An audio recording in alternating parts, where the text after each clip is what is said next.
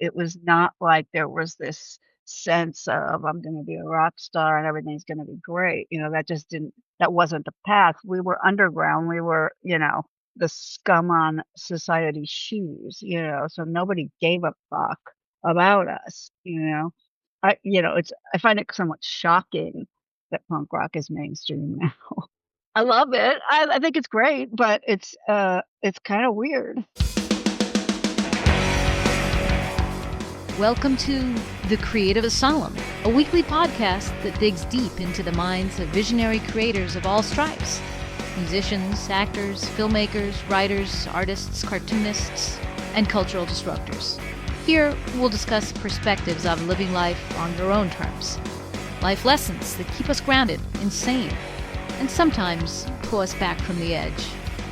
So, take a deep breath, loosen your grip on the bland and the boring. This is your weekly prescription for authentic living, creative clarity, and hopefully, a little bit of cultural rebellion. Side effects may include spontaneous joy, existential epiphanies, and an uncontrollable urge to do weird and beautiful things. Hey, everybody. Thanks for coming to the Creative Asylum. As always, I'm your host, Daniel House. Today's episode is the third in a series of conversations with legendary post-punk bass players.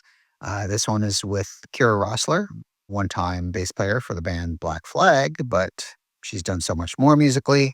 She played for a number of years with her former husband, Mike Watt, another bass legend who hopefully someday will be on this very podcast. They put out a number of records over a number of years. About 4 years ago, she put out her first solo record at the age of 60. Pretty cool stuff. And she has actually since then recorded a second solo record, which is going to be coming out next year. Equally impressive is her career in the film world, where she has been a dialogue editor for lots of TV shows, a lot of really impressive films. One of my personal favorites, the year it came out, was Mad Max Fury Road. Yeah, she won an Oscar for that. So kind of a big deal. Anyway, we talk about all that stuff. We talk about revolution and the need for protest in this politically upsetting world that we're currently living through. This is a really delightful conversation with a genuinely amazing creative woman. Thanks for being here. Let's go to the conversation with Kira. Well, hello, Kira. How are you? Hey, Daniel, how's it going? It's going okay. I very much appreciate you agreeing to have this conversation with me. I appreciate being asked. I don't know if you watched any of these before, but we just have conversations. I don't have notes. I don't make any plans. I just let the conversation take us where we go because I think it's a lot more fun. You were one of the people that was on my list for when I first started this, just because, I don't know, I guess for a lot of reasons. Obviously, your history with Black Flag, but more broadly, I think just your history playing music with your ex-husband and Dose and all of those records and your solo record. And then I've also really been very much interested in the fact that you've had a whole separate career in the film industry as well.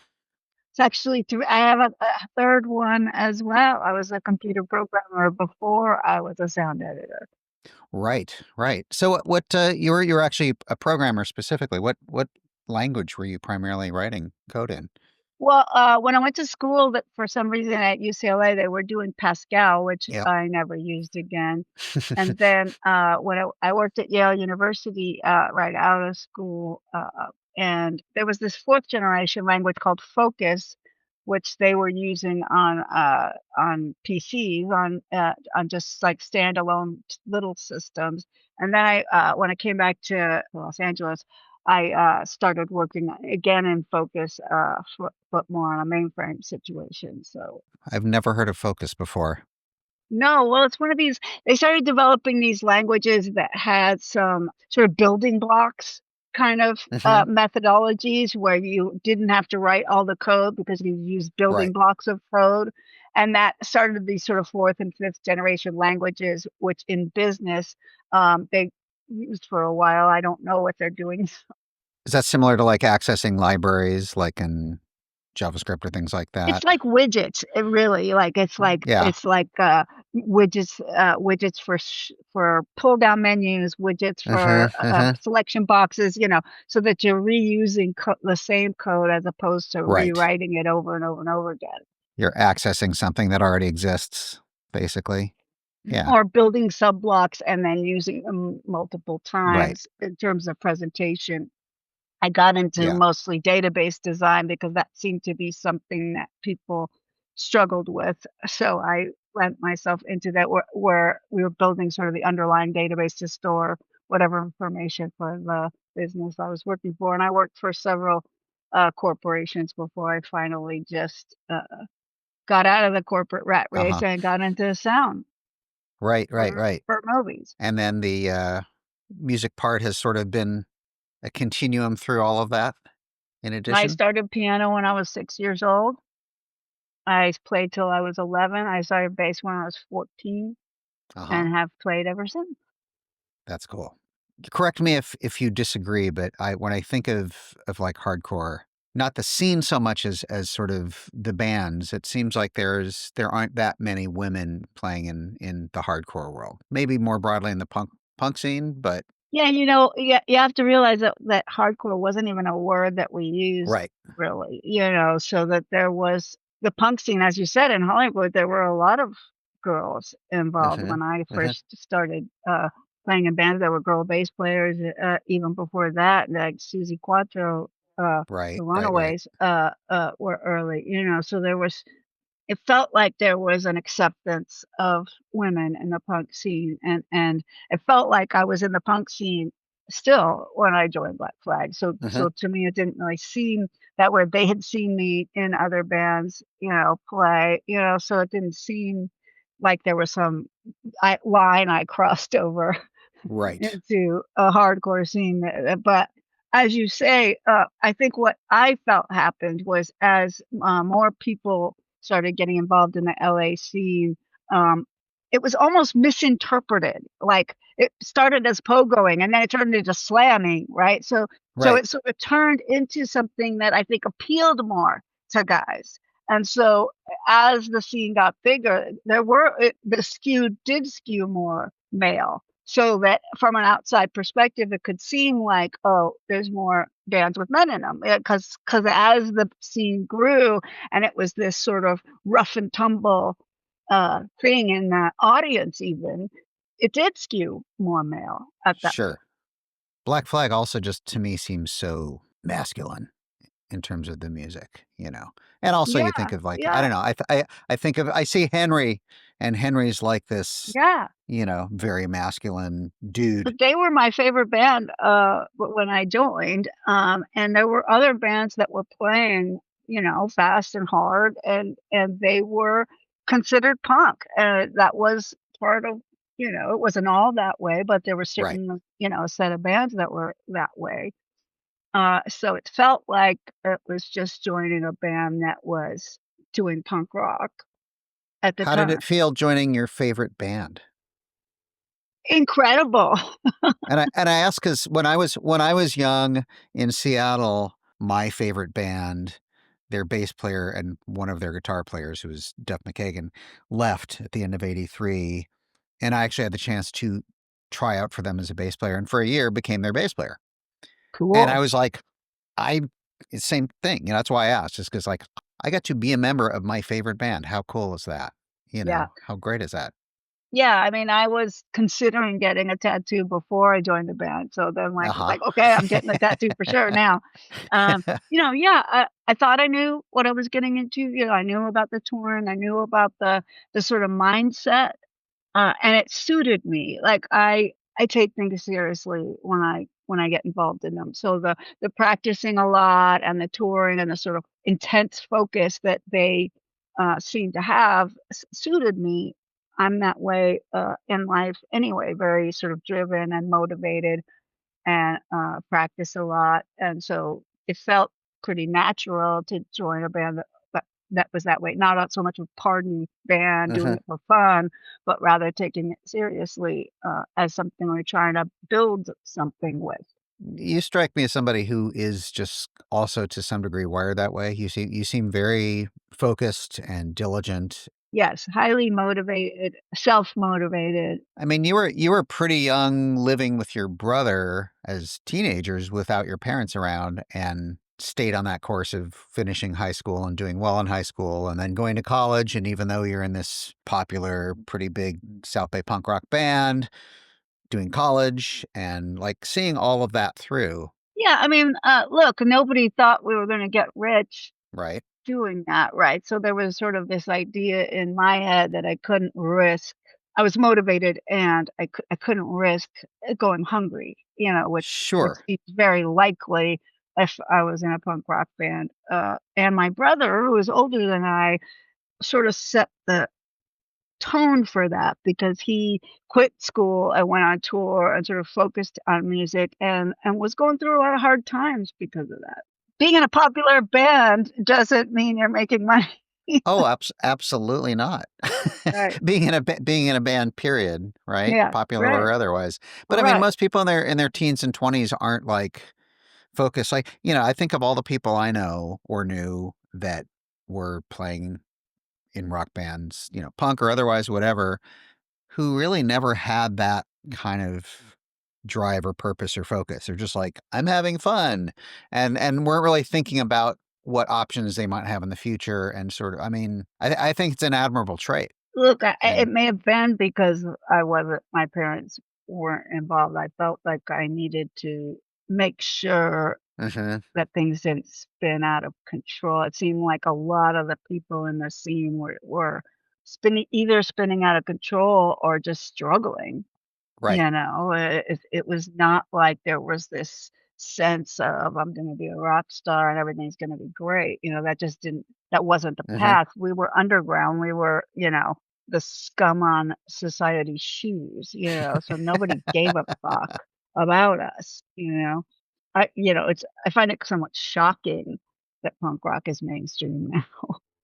I love it, I think it's great, but it's kinda weird. A lot of what gets called punk in my mind doesn't feel as, I don't know. It just doesn't feel like when I think of punk rock, I No, think of because of something else.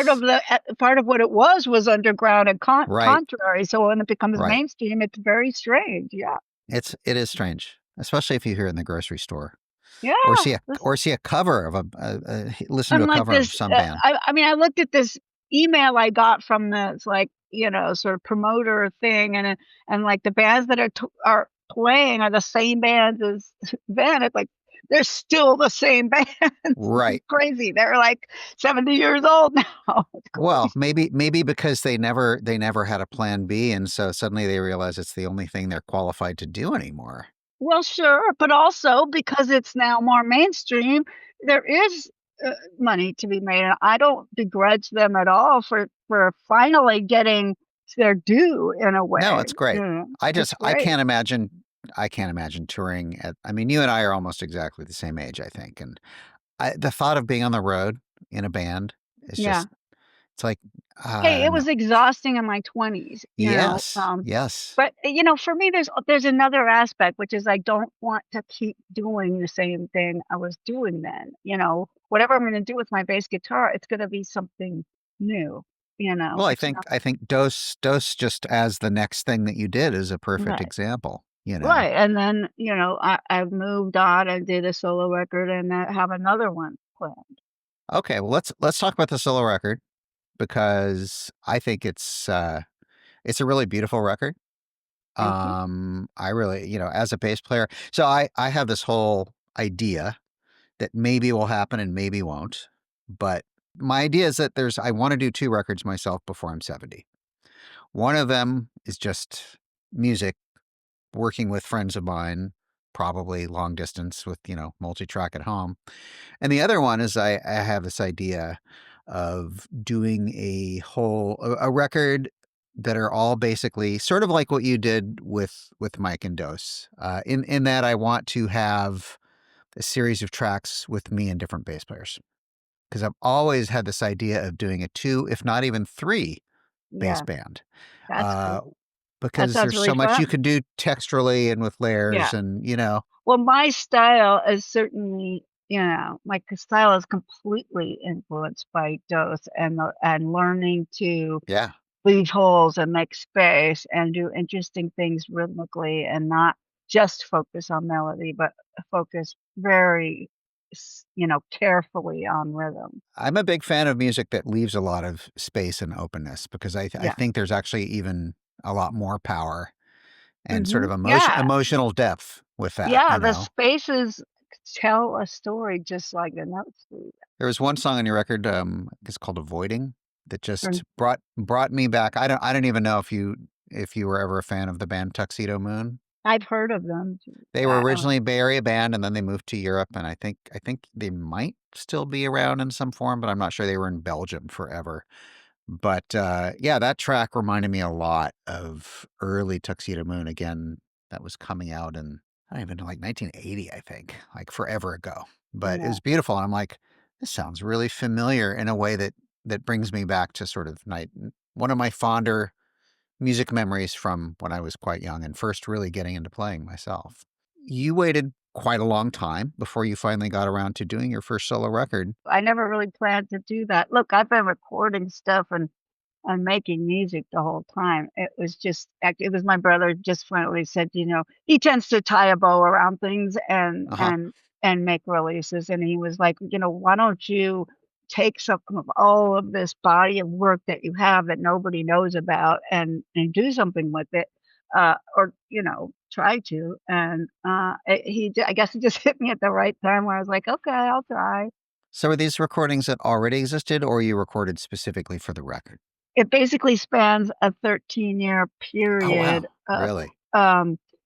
'cause it's a sort of the story of my dog's life Right. and death. So it begins with a song I wrote for him when he was very young, and then it Mhm. ends with songs that were written post his demise. So it Mhm. becomes this, story I'm trying to tell, but also that talks about me and my story. So it has both, older songs and, ones that were written as I was, putting the record together.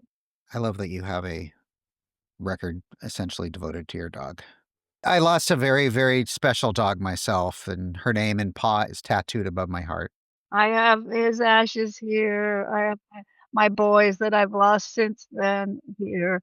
I never had It's kids, that Mhm. they became your family, I Yeah, think, and absolutely. but I write about what I experience, and so even the songs that aren't about the dogs are about events or moments or emotions in my life. Mhm. I don't try to pull from outside, I try to pull from inside so that there's a real emotional tie to a moment in time for each song, whatever it's about. And I something hits me and I build an emotional story around it and write music. That's always been what happened and it's been happening whether the records were coming out or not. Mm. So Right, right. so this one I just pulled together a set of things that I felt went together to try to, tell that story, but also my story for that period of time. Well, the record feels very, very cohesive. So you said you're working on another one? Yes, it's finished. It is complete, and I think I have a label that's gonna put it out, and, so I think it'll come out next year. Can you reveal anything more about the label or what it I believe it's coming out on Org Music. Oh, Uh, cool. That's great. yes, and, I can. The record, again, spans a period of time. There are some songs that were written quite a while ago that actually are more a part of that virtual band that I had with a guitar player who's now gone, Uh, and I actually have some tracks where I used his playing, and we, did it much more live. All the drummer and I recorded all the tracks, together where we had never done that before. So, the rhythm section is all, recorded live, and some of the songs, Paul, my brother, also was live because between that first record and the second record, we built a band and did some uh-huh. shows, right? So we created this ability to do a more live feeling record, which this is. So there are again songs that are written as part of my life since and more recently, but also a couple that go way back. So again, it's going to encompass and the title is Enigma. Enigma. Does the music, is it similarly open and spacious, and or It is there is more of a band similarly. kind of rock and roll It thing, or it is definitely still spacious. My brother, bless his heart, has learned to he has learned to adapt my second bass notions into piano parts. So I will present him a rhythmic counterpoint to my main bass line, and he will pull from that and create a part which leaves those holes that I've sort of suggested to him. right? And Right. so he goes from very closely following my second baseline idea to not so much, you know. Uh-huh. But it because it starts written as a two bass interplay, I think that affects the drummer and it affects the piano because I've already created this sort of foundation of two basses and voice that Right. have space in it. So I think it retains it. It has a little more of a live feel to it, and the drummer uh, has been given probably a little more leeway to feel his way out. But it is not. It is not rock and roll. It's Well, it's definitely, it hints at jazz because in jazz, these rhythmic counterpoints are just more common, right? it's all music. I Yeah, mean, well, and right? hopefully it's an expression of emotion, damn it, Yes. isn't that why we do this? I think I so. can like any kind of music where emotion is being expressed, and the only time I lose interest is when I don't feel there's any soul or heart in it, you Right. know? And I think as we get older, the types of emotional triggers or responses that we react to probably shift and change. I was talking to a friend of mine recently about how we don't listen to as much overtly aggressive music as maybe we used to. I think it opens up. Our emotional landscape is bigger and more varied, and It therefore, broadens. yeah, and I think we therefore can connect to a lot of different things. Yeah, my playlist on my phone is completely bizarre, Yeah. in Yeah. terms of encompassing all of it. It Yep. encompasses a Germs record. It encompasses punk rock for sure because my intense, deep personality is one of nonconformity. Hmm. So, which is why I struggle with punk rock being so hip, and nobody's going to call my records punk rock. It is because it's counter to all of this. I'm I'm still trying to fight the fight, which means fighting what everybody else is doing. Right. I mean, is punk rock a style or is it an attitude? Well, yeah, I mean, to me, it was nonconformity. To me, and that's fit me already and still does. So if it becomes the conformist norm, then again, I'm going to resist it. And that comes back to punk rock being mainstream, which is now Look, it's if kind of the norm. what I've come to believe is all of us get to decide: are we still fighting the fight with our music? Are we still telling a story? Are we still at war with what conformity and what the masses are doing, or Hmm. are we just conforming? Are we just lost in doing the same thing over and over again? I say this to all the bands that are out there touring with the same music. If you're still fighting the fight, great. If you're just falling into imitating yourselves, Hmm. not so much. Yeah, I remember seeing the Buzzcocks some years ago, and I was like, "This is the last time I'm going to see the Buzzcocks," because I think at that point there were still two living members, and then Yeah, there was a for hire rhythm section, and they were like 20 some odd years old, which is fine, but they were sure. all wearing these really goofy faux 80s kind of new wave clothes, and I was like, this is a Buzzcocks cover band that just happens to have a Yeah. couple member of the Buzzcocks in it, and Yeah, it felt insincere to me, you yeah, know? exactly. Is it sincere? For sure. I think a lot of them are sincere.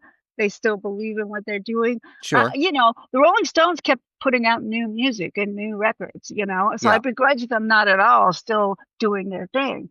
Uh, It's only if you can't renew yourself and renew your struggle to express yourself that I question what the hell you're doing. You know?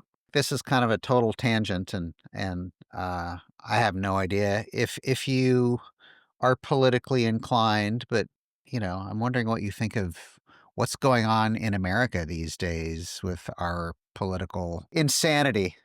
This is Speaking why of we started. nonconformity. Yeah, yeah. This is why we started punk rock, guys. Right. That's what I Yeah. think. It's like Mhm. fucking time to fight back, and it's time Yeah. to have a revolution, you know, if you ask me, the whole fucking thing needs to be burned down and start over. The system is completely broken. Well, I I don't I think it think makes any fucking difference whether they're Democrats or Republicans. They're all the fucking same.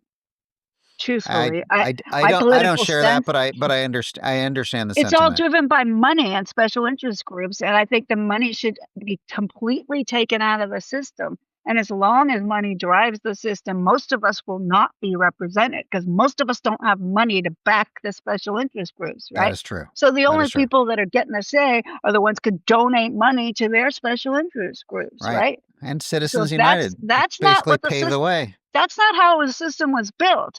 They were supposed to represent me. My local representatives were supposed to come my national Mhm. representatives, right? Mhm. I think people have lost track of getting involved and talking to their local city council people, the people who they can actually have a conversation with.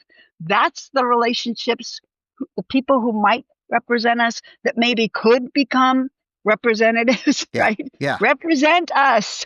So I'm frustrated and I'm calling to arms anyone who's willing to really fight. I wrote a song about this. I'm putting it out on a record of a protest record Oh, yeah. Great. compilation, and I think that it's absolutely time for young people, especially, to say, "What the hell is this?" Because it doesn't represent me. Well, I have been to a couple of these No Kings rallies, and, I've had friends that are like, "Oh, I don't wanna go to that. There's no point." And I'm like, I think if you go to these things, you actually realize how pissed off people are. And when you're in a crowd of 60, 70, 80,000, or even when you go back to that protest, in LA, it was the biggest in the country. Millions of people came out, everybody with their pussy hats, and, like, that was literally millions of people. And to be in that sort of crowd of people that are, like, genuinely pissed off. Yeah, I think we have to do more than protest. I think we have to do more than protest, and I I think agree. we have to tear shit down. You know, unfortunately, things have to be torn down. I think it's important to understand that you're not alone, though, because I think a lot of But people why feel isn't every isolated. one of those people signing a petition to change something and sending it to their local representatives to change something they want changed? You know, those Well, people need to actually say, "What can I do that actually does affect?" You know, yes, let's or gather and what then are you let's gonna do do? something. What are you gonna like, Let's raise I call money, my all of us. Let's do something. I call my reps regularly Yeah. and, make my voice heard. But people don't do that, Daniel. You're on your own. People Well, don't do people do, but not enough.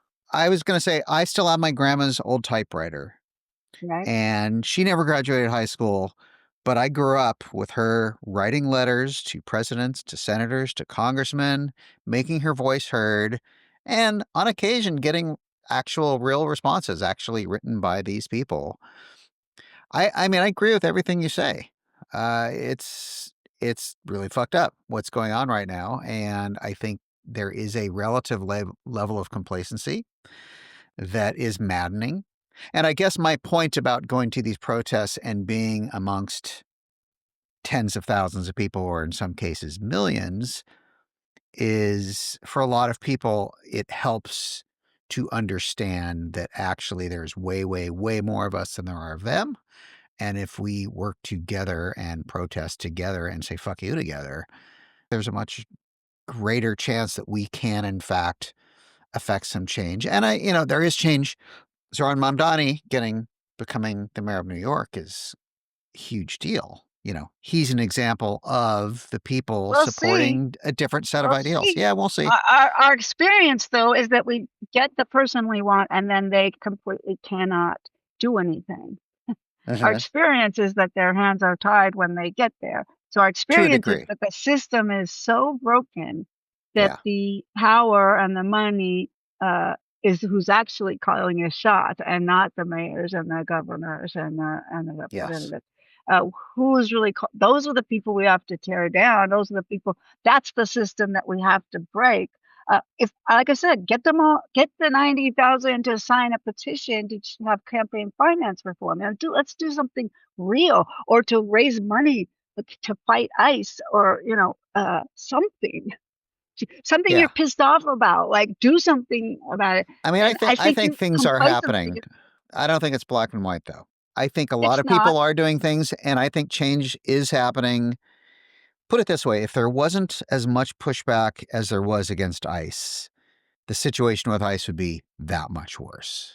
And it's for bad. sure, But for there are a sure. lot of people saying no, and I refuse, and there are judges in the court system who are also similarly pushing back, and unfortunately, we're literally fighting against a group of people a very moneyed group of people who have absolute and total fascist intent.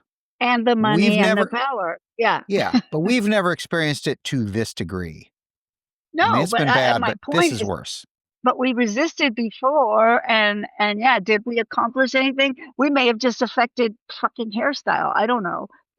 I'll tell you, when I was in Mississippi with purple hair in 1984, that was resistance. That was Yeah, rebellion. yeah, People were pissed. Okay. yeah. So even if it's just how you look, if you will fight and say, I'm not going to conform to your bloody norms. I mean, God, I was Uh-huh. just in the South, man. I was just in North Carolina, man, and it felt uncomfortable. Yeah, Unfortunately, there's still a big part of the country that is totally behind what is happening. It is fucking scary. it is scary. It is scary. But collectively, societally, we did manage to end a war with Vietnam. Hey, I love your optimism. I love your optimism. I want your optimism. I'm ready to bear arms. I'm ready to fight. I think we're potentially on that verge. I've actually had some conversations where this feels like we're right on the edge of actual armed conflict. And it may Yeah. come to that. Well, revolution. What is, we have to all ask ourselves, what is resistance? Uh-huh. What is rebellion? What is revolution? Can I find myself in one of those and act accordingly? So yeah, that's what I think. Probably there's a small percentage of us. I think most people are comfortable sitting in their comfort zone. But in our music, okay, so now punk rock And the is music, big. So yes, why, yes, yeah, so why isn't our music saying this? You know, so our music has to say this. It has to call to yes, arms. We have to have these gigs that where we are drawing people together, actually tell them what to right. do. I had this idea, right, of like, if there was a reunion, what would it be? And it should be absolutely a reunion to empower and raise funds and a call to action. Do you mean a Black That's Flag reunion? I'm Or saying the only thing that would interest me about any okay. reunion for anybody is if the Uh-huh. point was to fucking do something. Like, Uh-huh. if that's the goal, I'll show up. Otherwise, I'm gonna do the next thing I'm gonna say it in my way. But I Sure. would join in if there was something that was trying to accomplish something, because man, it is bad. I think it's real bad. You're right. It's as It's bad as pretty it's bad. been. It's as bad as I've ever seen. It's worse than Reagan, and Reagan is pretty bad. And that's what started it all. So That's where it all began. Yeah. yeah. But I find it interesting, like during the first Trump term, I remember feeling frustrated, like, where is all the punk rock screaming at the top of their lungs against this? Because during Reagan, that seemed like such a huge part of the punk rock culture is there was so much resistance against it, and like during Bush, for instance, I had my old record label put out a 45 by a band called Coffin Break, and it was called Kill the President. And, it didn't take long before I got a phone call from the FBI, Mhm. as did the band. And, they interviewed That's a me and good we thing. talked about it. It was a good thing. And I mean, I wasn't really scared. I think they wanted me to be, but I was like, and I just was like, have you listened to the song? And they're Mhm. like, no. And I said, well, let me play it for you. Because it was very tongue in cheek, kind of snarky. It is taking the piss out of these people. Like, listen to it. And in the end, they, whatever, it was like not a threat. But I feel like that whole spirit that I remember so fondly from punk rock, especially during Reagan, I just don't feel like there's that much of it. And I don't quite understand No, I'll why. tell you why, because the people who the young people aren't the ones who are mad. The people you see at those protests are parents with their That is true. children, their grandparents. They are not the 20 somethings. I don't know what's happening with the 20 somethings, but they're not mad. Do you think it's because they don't have anything to compare it to, that they don't understand, in fact, how bad it is in comparative terms? Look, they went through COVID. Maybe they feel like, I think for young people, that was a big deal. I think it was a big deal for a lot of us. I'm just saying, so they went through that at a time in their lives, though, when Mhm. they were forming their ideas and about what government is and stuff. So I don't know what happened, but I think that it's not. They're not mad. They are something Or else. they're not mad enough. Look, they're socially so far ahead. It's so crazy. They're so acceptant. They're so tolerant. It's beautiful. They're so Yes. open and yet they're not mad. They're not fighting. I don't know. That's what it looks like to me. Yeah. But I'm Yeah. I'm sitting here waiting for an opportunity, uh, and if I get one, I'm in. And until then, I'm gonna say it in my music. I'm gonna say how sad I am to lose my dogs, and I'm gonna say how mad I am. Well, there are many ways to express the anger. Not everybody has to be bearing a pitchfork. That's right. That's right. You can take a clipboard with signatures. Yes. And music has the power of changing consciousness in a really meaningful way. It does. Um, wow. Well, I'm actually really glad I asked you. You asked. I did, and I'm Well, glad I I did. am. I am activated in this way lately. If you're enjoying this conversation, please make sure you hit that follow button so you never miss an episode. If you're watching on YouTube, please like this video, leave a comment, and if you haven't already, please subscribe. It's the quickest way to grow our channel, and it's absolutely free. You can also subscribe to our other channels on social media. Check out our Instagram at Creative Asylum CA, that's the letter CA, or on TikTok at The Creative Asylum, that's all one word. Our website is thecapod.com, and our Facebook profile is the same, facebook.com/thecapod. All right, back to the episode. We haven't talked about my film career, but obviously, I work for a living, and Yeah. so I spend 10 hours a day generally trying to make dialogue sound good, Uh-huh. from a movie that was recorded on a set and didn't sound so great. How many years ago did you start that particular career? About 22, Okay, so 22 quite a, years ago. quite a while. Yeah. Quite a while. Yeah, I worked on low budget films for several years, and then I got some opportunities, and I've been very blessed. I've had a Hmm. really interesting career. Worked on some really good movies. You worked on one of my favorite movies. Well, my single favorite movie of the year that it came out, which was Mad Max Road Fury. Great experience. I got to go to Sydney. I worked Yeah. very closely with George Miller for 10 weeks. I was going to ask you if you got to meet him. The answer is yes. Yeah. Very close. Well, we were literally cutting, a lot of that had to be ADR because of Okay. the way the set Uh-huh. was, and we were literally cutting ADR together. He would record a lot of takes of ADR, and we would sit and just grind through takes and build scenes of dialogue, like line by line, with him like Really? listening, picking, selecting, Now, listening, and me uh, just as fast as I can, right? He is an animal and was is at he? 72. And, That's awesome. he is already a doctor when he put out his first Mad Max movie, That's wild. He's an amazing man with a lot of energy, and he knows what he's trying to do. It was a great experience, and I got to go to Sydney, which I would not get to do on my own. Yeah. Uh, and I've gotten to work in some other great movies.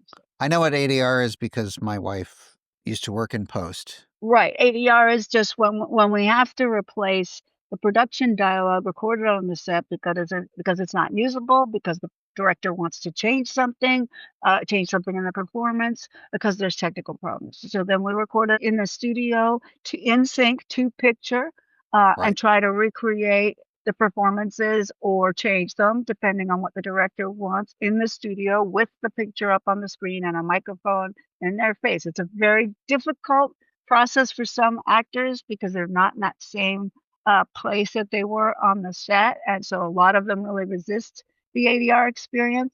But if the director, like George Miller, embraces it because he comes from Mhm. also an animated background, he did the Babe movies and the Penguin movies, Happy Feet. So he had all Oh, this really? I animation didn't experience, right? realize So that. he brought that too, and he recorded a lot, and he believed that he could build scenes and build performances. So that impacts the actors, and the actors get excited. But other directors, oh, I hate ADR, and then you go in with this attitude of, oh, this sucks, or it's so terrible that we have to do this.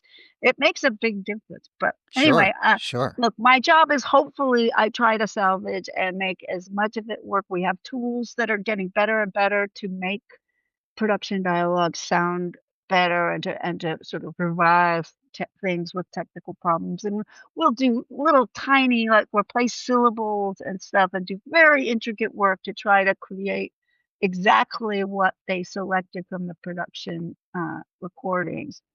So that's in a way, the bigger part of the job because most people want to use that production dialogue.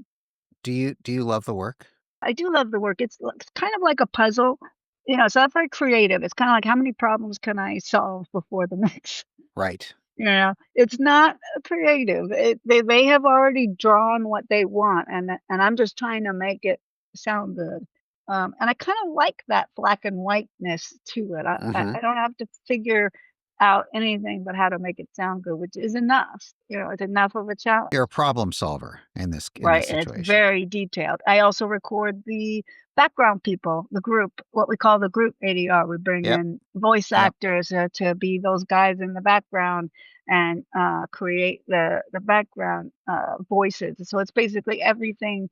All the talking is I'm touching and changing. And like I said, I got to do some great movies and still I'm getting a chance to work on really good stuff, so it's Mhm. exciting, and it's but it takes a huge my point was sort of so it's this big, like, chunk of your life, obviously. We all go through this, right, to make a living, and then we're still trying to have our creative life and our music life, so that's where the struggle comes in, where it's a slow, arduous process, right, to build the solo record, to get the artwork, to do those things we're trying to do because we're in, that has to all happen somehow in the background with the dog walking and all the other things you gotta do. Is the struggle because of time or energy or just Yeah, everything? I mean, you spend 50, 60 hours a day working, and then you gotta eat and sleep and walk dogs Right. and exercise, hopefully, you got all that stuff going on. Yeah, And then you gotta find time to play bass and to right. record it and to get it to the studio and mix it and get other people to record, Yeah, hell yeah. It's time. And it becomes energy as well. If I work 10 hours a day, I don't really wanna get in front of Pro Tools again to work on my music. Sure. I usually work first thing in the morning because my brain is still working and then go to work Okay. Okay. because the only time I feel creative or jazzed at all is before I've done the 10 hours of work. That makes sense. Some people are more night people. It's weird. Yeah, even though I play music, I'm a morning person. I swim at 7 in the morning or I play bass at 7 in the morning. Do you manage to play bass fairly regularly, like most days? There you go. Is that the blue bass? This is the blonde Ah, base that was that's the made while blonde the bass. blue during the 10 days the blue base was lost. Mike had an exact copy of the blue base made, that is Really? yes, because we thought it was gone. And then because he had it made, I certainly wasn't going to tell them to stop making it. The wild thing is that every guitar sounds different. So even Yeah. though this was made by the same guy in the same way, it sounds totally different. So it's fun. It has this thing I call bass braille on the back. I had him do these grooves, so I would know where my hands are without Oh, looking. That was my idea, that maybe that would help me not look, because I'm terrible at having to look. what a cool idea. Are they just grooves where your thumb sits, or like? Yeah, there are grooves where I think I thought I wanted, anyway, it doesn't work perfectly, but it was an idea because, I like the idea. singing for one thing and playing, but also just, as you get older, that looking down at the neck, it gets harder. I do a lot of this over the years. Right. Yep. The neck is definitely feeling the years of rock and roll, the I years of having understand. a bass on this shoulder, you know? I look at those, videos of Black Flag with me doing this, and it kinda hurts. Just watching. Just watch. So when the new record comes out, do you expect to tour for the record? No, probably not No. tour. I mean, I wouldn't have Okay. mind, no. I mean, for the last record, I did several gigs. I did a full-length video of one of the shows that is available online for people to watch. I did a live Uh-huh. stream. I will do everything I can to bring it, to people. Okay, maybe rather than tour, do you expect to have a few live dates? Yes, I might play a Okay. festival. I might, Right. I say no to nothing, but tour like for a month isn't Yeah, going to yeah, yeah. happen. Yeah, It's and I not get gonna happen. Not the way, especially not the way we used to tour, with no hotels and sleeping on floors and in the van. But, I tend to be very willing. If opportunities come and fall in my lap, I tend to do them. What was offered to me, I mean, I literally had a club in town call me up and say, "We want you to play," which is what started me putting the band together. I didn't go looking. They came to me and said, "You wanna do a right. show?" Right. So I tend to grab opportunities as they arise, and, I don't necessarily try to fight the universe to make them happen Right. That makes anymore. sense. But we'll see. I don't know. Okay. I have no idea what's gonna happen. You pointed out, the song "Avoiding," which has Petra Hayden on it singing vocals with me and playing violin, and she again did some singing on my new record, Oh, so, that was Petra playing violin on the first record? that's Petra on that song "Avoiding" and singing with me. She's somebody I'm hoping to, eventually You get. should. She's, I look, adore she's her. amazing, and Yeah. she's a close, friend, I consider her, and she did some work on this new record too, which is, Oh, great. really Great. cool. Yeah, I follow her on Instagram, and I just get a huge smile every time I see her do whatever she's doing. Did you hear the Hayden Triplets record? I think I've heard some tracks. I don't know that I've heard the whole thing. I saw them live, man, Yeah. it's crazy. They are some very talented, people in It's that a band. talented family. Yeah, Yeah. Yeah. Their dad and, her brother. Paul and I are the musicians, like, our parents weren't musicians at all, my brother and I Mhm. both became musicians. It's odd. Sometimes it's a whole family, and sometimes it just springs out of nowhere. Yeah. So are you still pretty close to Paul? Yes, I just was in North Carolina with him visiting Oh, our is that mom. where he lives? Yeah, that's where my mom lives. We Oh, were okay. visiting my mom. No, he lives here in Los Angeles. We played live together. We're working on this Revolution song right now. I was Uh-huh. over there recording some vocals, and we're working on that song. And yeah, I mean, I'm always doing songs, with Yeah. Paul and with my drummer. They just don't all get on records. Well, that's okay. They don't have Yeah, to. it's the When's joy of the creation, right? Yeah. Do you have a preference between playing with people in a room versus doing stuff on Pro Tools or something like that?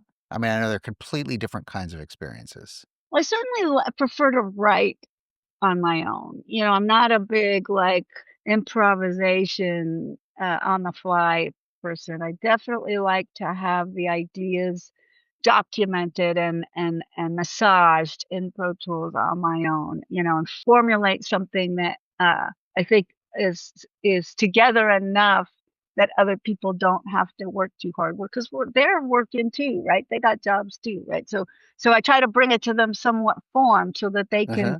just be creative and have fun with it. And so Paul can just be creative and have fun with it and have an idea to start with. And Right. you know, Right. so a Kind of lot of it hand it is over. right. So a lot of it is to create enough of a a framework, but still have plenty of room to wiggle it around and play with Right. it. So I do like collaboration as well. I really love, which I don't get to do as much, but once in a while, is if he needs a bass line on a song. Uh-huh. Like he produces records, right? He has a lot of bands come in, and he just has a song he needs the bass line for, and he says it to me. I love the challenge of coming up with something for someone else's song. Again, I like to have some time with it rather Yeah. than have to just on the fly, studio musician Show style. up. Here's the But I song. Figure it have out. I have done that. Yeah. And I like doing like here's the obvious bass line, and then here's one that's a little weird. Uh-huh. You pick. Hopefully they pick the weird one. Well, it, that's up to them. What was the creative process like? How did you create with Dose? Was that more sort of improvisational or No, not no? usually. No. Okay. Most of the time, it's either Mike writes a bass line and I write a second bass line with his input, or I Uh-huh. write both bass lines and he learns the second bass line. And so the songs vary greatly because of where they come from. So there are Okay. definitely Mike songs and Kira songs. And on Right. Kira songs, I usually have to write Mike's bass line as well. And then on Interesting. Mike's songs, I have to write the other bass line. Again, a lot of this, it's funny. It's affected by how crazy busy he is, right? So I Right. end up Yeah. doing Yeah. more of the fighting to create parts in those just because of time. But you wouldn't be writing together in a room with two basses as much as somebody No, would write the part. usually again there's a framework created and Right. and there's Uh-huh. everyone's free to negotiate a change, but it Sure. starts Sure. with Sure. something with a clear idea. What started very early with these bedtime stories I had recorded for my nephews, and I had done Uh-huh. two bass lines, and so he learned some of those, right? And then we had done a couple jams. Our first record does have some things that came out of jams. But after that, it was very much we've got to write these interplays, um, and take some time to weave the two parts together Right. ahead of time. I think that's a perfect word, interplay. Mhm. Yeah. Ah, wow. What a journey. It has been. When's the last time that Dose played together or recorded together? We recorded a song, oh gosh, 7, 8 years ago, Okay. together for a guy's record, and honestly, it's just a challenge. I would say we have, ex-spouse damage, we don't it's like we're like an old married couple when we get together, it's just not, it's not smooth. Uh, We care about each other, we uh-huh. love each other, but it's very hard for us to give each other space. I don't know. It's because it's such an old relationship. It's all that Yeah. old stuff, Y It's interesting how that works. With Paul, it has become something new, but with Mike, it still turns into a struggle, and I think it's sort of for me, it just made it feel like that it wasn't really best for us anymore. yeah, I understand that. It's baked in. But that being said, Dose has not formally, quit. We just Right. sort of go on with our days, and we've been in touch, and if something could happen, and I might change my mind, but it's he's influenced me so much, and he's such a huge Sure. part of who I am as a bass player. Sure. So he will always have that very beautiful place in my heart for sure. Yeah. Dose isn't Dose until or unless Dose wants to be Dose, Right. which Both is of us. fine. Yeah, Yeah. exactly. And time is always an issue. You like we're talking about. The guy is crazy busy, always doing so many projects. I don't know how he does it. I don't either. The amazing amount he puts into all of it. And bless his heart, we're still doing it. And he's one of the few that can make a living at it. Mhm. And he has to work that hard, probably. Maybe that's why he has to work so Yeah, much is because he yeah. has to piece it all together. Got to pay the bills. So looking at everything you've done and looking at everything you're planning on doing, how do you think about your own life and just how to always stay focused on the prize, the authenticity, the creativity, the happiness? What are all the things you do to pursue all of these things in The your life? happiness, oof, it's not happy usually, it's, No? life is an ongoing set of, problems to solve in some way, like the dialogue editing.